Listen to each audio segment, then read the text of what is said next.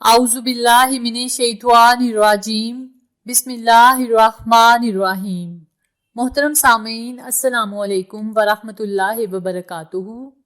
मैं आप सबको अपने चैनल बुशरा इस्लामिक टीवी में खुशामदीद कहती हूँ और दुआ करती हूँ कि अल्लाह पाक आपको खुश रखे, आबाद रखे और आप पर अपनी हज़ार रहमतें बारिश की तरह बरसाए, आमीन। सामीन, आज की हमारी वीडियो का टॉपिक है असहाबे कहफ का अजीब वाक़या।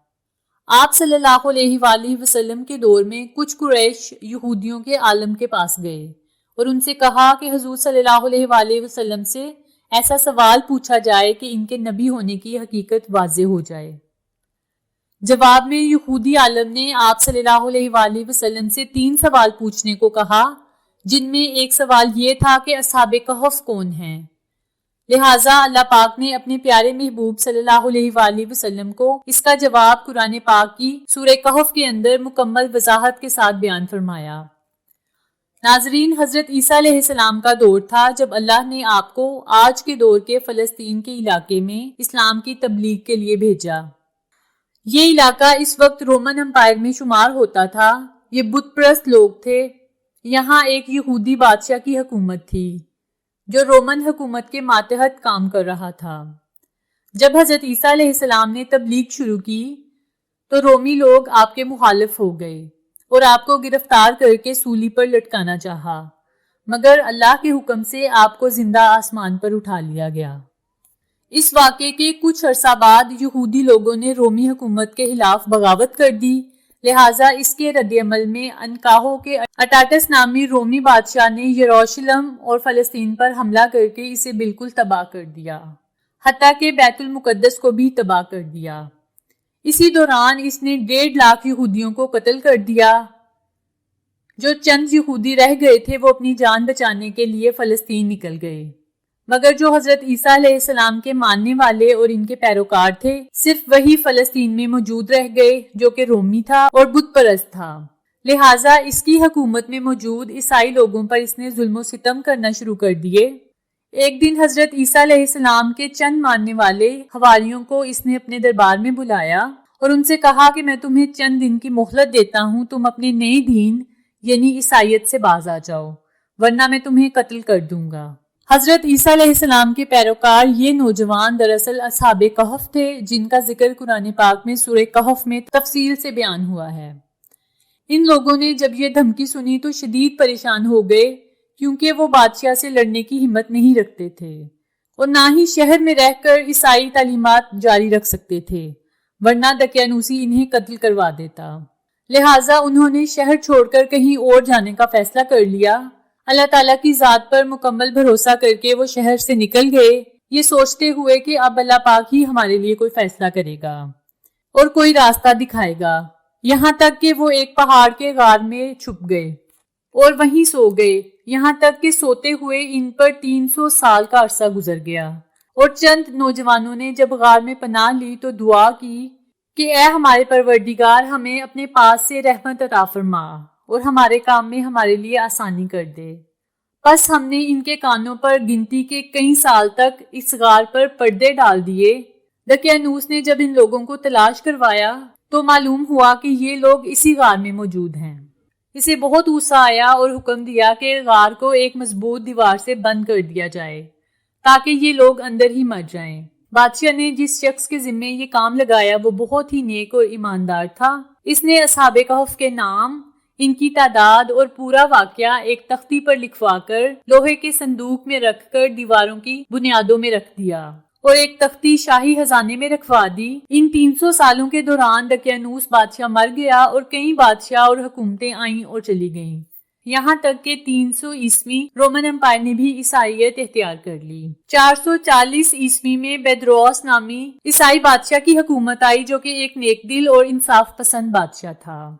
इसने 68 साल तक हुकूमत की। इसके दौर में मजहबी फिरका पसंदी जब अरूज पर पहुंची और लोगों में मरने के बाद दोबारा जिंदा किए जाने और क़यामत का यकीन खत्म होता जा रहा था, ये हाल देखकर बादशाह बहुत रंजीदा हुआ और अल्लाह ताला से दुआ की कि ऐ अल्लाह, कोई ऐसी निशानी जाहिर फरमा कि मेरी कौम के लोगों का ईमान फिर से ताज़ा हो जाए, इन्हें क़यामत, मरने के बाद दोबारा जिंदा किए जाने और एक खुदा का यकीन हो जाए। اللہ نے اس کی یہ دعا قبول فرمائی، لہٰذا ایک روز ایک چرواہا اپنی بکریوں کے ٹھہرانے کے لیے غار کے پاس جا پہنچا۔ یہ وہی غار تھا جس میں اصحاب کہف موجود تھے۔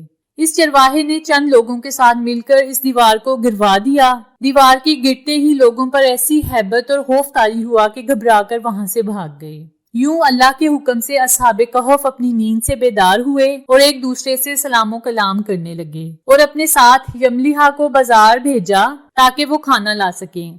جب یملیحہ بازار پہنچے تو دیکھ کر حیران رہ گئے کہ شہر میں ہر طرف اسلام کا چرچا ہے، یہاں تک کہ لوگ اعلانیہ حضرت عیسیٰ علیہ السلام کا کلمہ پڑھ رہے ہیں اور ان کی تعلیمات پر عمل بھی کر رہے ہیں۔ اس کشمکش میں یملیحہ نے کھانے کے عوض اپنے زمانے کے سکے دکاندار کو دیے۔ دکاندار نے جب یہ سکے دیکھے تو اسے شک ہوا کہ اس شخص کو شاید پرانا خزانہ مل گیا ہے، لہٰذا اس نے یملیحہ کو سپاہیوں کے سپرد کر دیا۔ سپاہیوں نے جب یملیحہ سے پوچھا کہ بتاؤ یہ خزانہ تمہارے پاس کہاں سے آیا ہے، یملیحہ نے کہا کہ ہمارے پاس کوئی خزانہ نہیں، یہ ہمارا اپنا ہی پیسہ ہے۔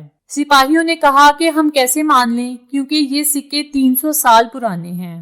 یملیحہ نے کہا کہ پہلے مجھے یہ بتاؤ کہ دقیانوس بادشاہ کا کیا حال ہے۔ سپاہیوں نے جواب دیا کہ آج کے دور میں اسلام کا کوئی بادشاہ نہیں، مگر سینکڑوں سال پہلے ہی اسلام کا ایک بے ایمان بادشاہ گزرا ہے، وہ بت پرست تھا۔ یہ سن کر یملیحہ حیران و پریشان ہوئے اور بتایا کہ ہم تو کل ہی اس کے شہر سے اپنا ایمان بچا کر بھاگے ہیں، میں اور میرے ساتھی قریب کے غار میں چھپ گئے تھے جبکہ میرے باقی ساتھی ابھی بھی اس غار میں موجود ہیں، تم میرے ساتھ چل کر خود دیکھ لو۔ جب سپاہی اور بہت سے لوگ اس غار کے پاس پہنچے تو اصحاب کہف یملیحہ کا انتظار کر رہے تھے۔ جب غار میں بہت سے آدمی پہنچے تو شور و غل سنائی دینے لگا تو اصحاب کہف سمجھے کہ دقیانوس کی فوج ہمارا تعاقب کرتے ہوئے غار تک آن پہنچی ہے، لہٰذا وہ اللہ کا ذکر اور حمد و ثنا میں مشغول ہو گئے۔ سپاہیوں نے غار میں پہنچ کر تانبے کا وہ صندوق برآمد کر لیا اور اس کے اندر سے تختی کو نکال کر پڑھا تو اس پر اصحاب کہف کے نام اور یہ لکھا تھا کہ مومنوں کی جماعت ہے جو اپنے دین کی حفاظت کے لیے دقیانوس بادشاہ کے خوف سے اس غار میں پناہ گزین ہوئی ہے۔ دقیانوس نے اس غار کا منہ بند کروایا ہے۔ سپاہی یہ دیکھ کر حیران و پریشان رہ گئے۔ جب کچھ سمجھ نہ آیا تو اپنے بادشاہ بیدروس کو اطلاع دی۔ بادشاہ نے جب یہ خبر سنی تو فوراً اپنے علماء اور امراء کے ساتھ پہنچ گئے۔ اصحاب کہف نے غار سے نکل کر تمام واقعہ بادشاہ سے بیان کیا۔ بیدروس نے سجدہ گزار ہو کر اللہ کا شکر ادا کیا کہ اے اللہ میری دعا قبول ہوئی۔ آپ نے ایسی نشانی ظاہر فرمائی کہ انسان موت کے بعد زندہ ہونے کا یقین ضرور کرے گا۔ اس کے بعد اصحاب کہف نے بادشاہ کو دعا دی اور سلام کرنے کے بعد دوبارہ اسی غار میں واپس چلے گئے اور دوبارہ واپس جا کر سو گئے اور اسی حالت میں اللہ نے انہیں موت دے دی۔ بادشاہ نے اسی غار میں ان کی قبریں بنوائیں اور سالانہ ایک دن مقرر کر دیا جب لوگ اصحاب کہف کی قبروں کی زیارت کرنے کے لیے آیا کریں گے۔ اصحاب کہف اور رقیم اس سلسلے میں متعدد قول پائے جاتے ہیں۔ حضرت عبداللہ بن عباس کا قول ہے کہ کیونکہ ان اصحاب کے نام ایک تختی پر کنندہ تھے اس لیے انہیں رقیم کہا جاتا ہے، اور انہی کا قول ہے کہ رقیم اس بستی کا نام ہے جس کے پہاڑوں کے غار میں یہ لوگ چھپے تھے۔ البتہ جمہور اور محدثین ان دونوں کے ایک ہی جماعت ہونے پر متفق ہیں۔ کیا تو اپنے خیال میں غار اور کتبے والوں کو ہماری نشانیوں میں سے کوئی بہت عجیب و غریب نشانی سمجھ رہا ہے؟ سورہ کہف آیت نمبر 9۔ آثار قدیمہ کی تحقیقات کے جو جدید انکشافات ہیں ان میں سب سے نمایاں اسی شہر اور رقیم کی دریافت ہے، اور جس قدر تحقیق کی جا رہی ہے اس سے قرآن پاک کی حرف بہ حرف تصدیق ملتی ہے۔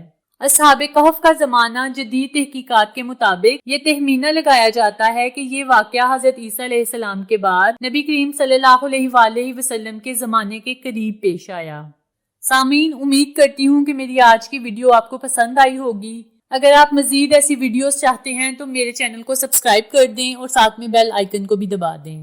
انشاءاللہ آپ سے دوبارہ ملاقات ہوگی کسی نئی اسلامی ویڈیو یا کسی اچھی معلومات کے ساتھ۔ تب تک السلام علیکم ورحمۃ اللہ وبرکاتہ۔